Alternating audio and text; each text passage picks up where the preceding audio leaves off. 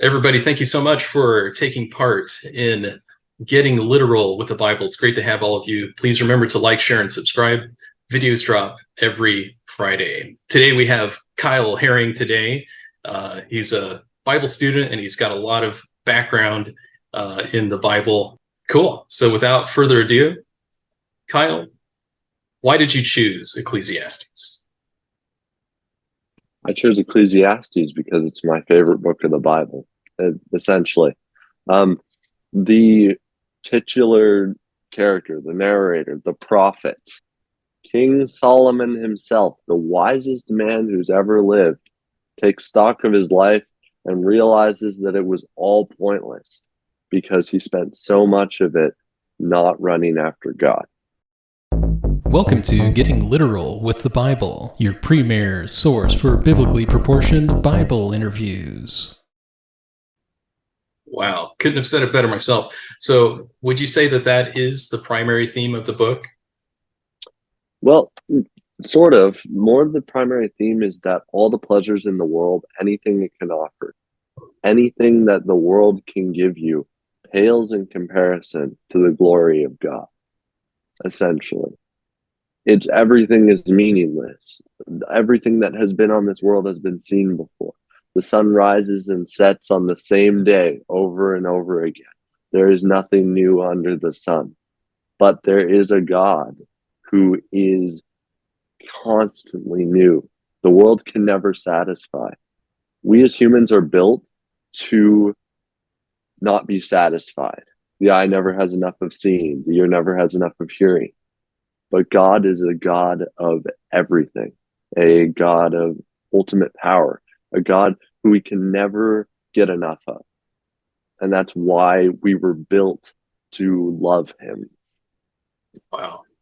So what kinds of things were going through your mind when you first encountered that truth in Ecclesiastes? Well, to be honest, when I first read Ecclesiastes, it was in one of my read through the Bible challenges. When I was a kid, my grandmother would set up these Jesus stockings, which was the birthday present we gave Jesus for the year, every December. And I used to do things like, oh, I'm going to read 4 different translations of the Bible this year, mainly because I wasn't that was easy for me, and I wasn't thinking of anything more specific back when I wasn't fully pursuing God. But I read through it in one of my translations, and I was like, this is a complete tonal shift from most of the Bible. This feels like it's a little bit like Lamentations, except Lamentations feels like I'm so incredibly distraught that the humanity is kind of taken from me and the entire thing seems funny. Ecclesiastes is humanity. You can feel the humanity in every word that the prophet says just leaking through the pages. And it struck me as what? And I pretty much ignored it the first couple times I read through it. But later when I went back and read it again, mainly because I was curious, the whole meaningless concept, vanity, vanity, all is vanity. I was like, what does that mean? And when I was reading through it, I discovered that it meant that my priorities were in the wrong place.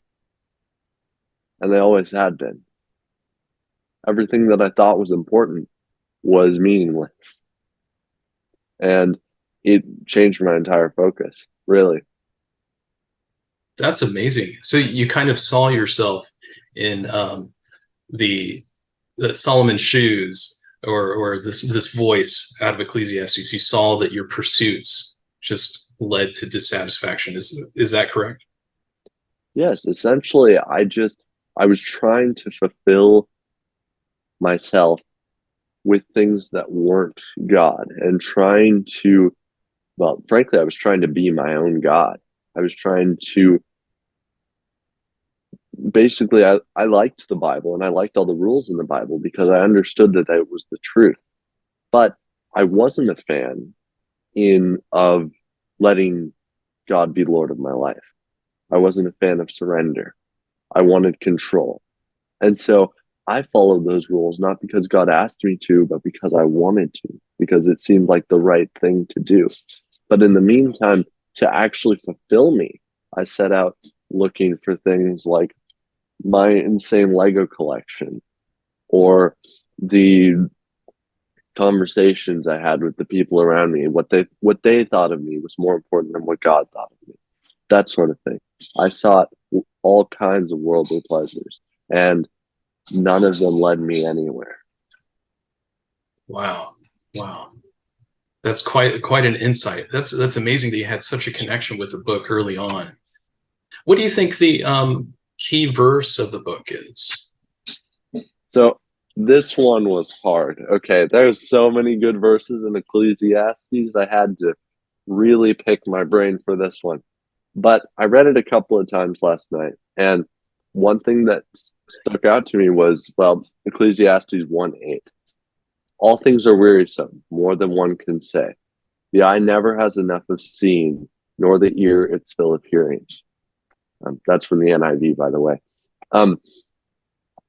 I really just saw that as like, this sums up kind of his point here, is that there isn't anything on this earth that can satisfy, which is kind of the point. There isn't a singular verse in Ecclesiastes that sums up everything that the teacher has to say very well, because there's a couple of different topics that are repeated throughout the book. There's the idea of nothing new. There's the idea that everything's forgotten. There's the idea that nothing can ever satisfy. And then there's the idea that God is the only thing that matters. But I couldn't find a verse that combined all three. But he spends the most amount of time talking about dissatisfaction. So I grabbed that one. Wow. So what impact do you think this idea of dissatisfaction will have on your future? The question of satisfaction, honestly, is one that I've struggled with for a while. What does it really mean to be satisfied? And really, satisfaction, I mean, VeggieTales and Madame Blueberry was teaching me about satisfaction before I even picked up Ecclesiastes. And it's just being happy with what you have. Like, there's a verse that's often taken out of context. It's, I can do all things with God who strengthens me, which is about, well, nothing is impossible with God, which is about how Paul can deal with anything. No matter what his circumstances are, he can overcome because God is with him. And it's not about being superhuman. It's about being able to survive and being able to thrive in every environment. And so satisfaction is just about being happy with what you have. God has given me a great family. He's given me a great girlfriend. He's given me a great school that I'm going to. And he gave me a job. There are so many things that God has given me that I take for granted so often. And yeah, not everything is peaches and rainbows, but Jesus promised us that. He just told us in this life you will have struggles. And in the end, I am very blessed. And it helps me every day to remember how blessed I am. The fact that I am saved is a blessing in itself. Raised in a Christian home with a great love for the Bible. My dad used to have us do 1-year Bible challenges. And us kids would always be like, Dad, we have to sit and listen to this wacko read the Bible every night. But it was really important to my fundamental years, really, to get that love of the Bible and that love of God in my head. Continue your scriptural journey and tune in next time for part 2.